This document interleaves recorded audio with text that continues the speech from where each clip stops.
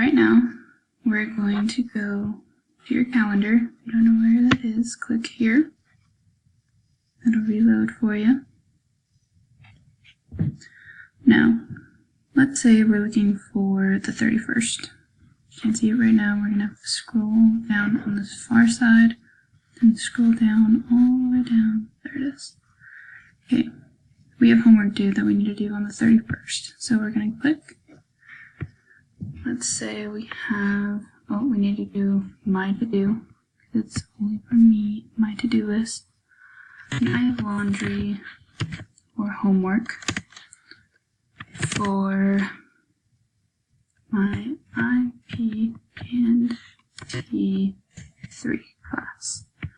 And it's actually due at 2 p.m. So we're going to do 2 o'clock p.m.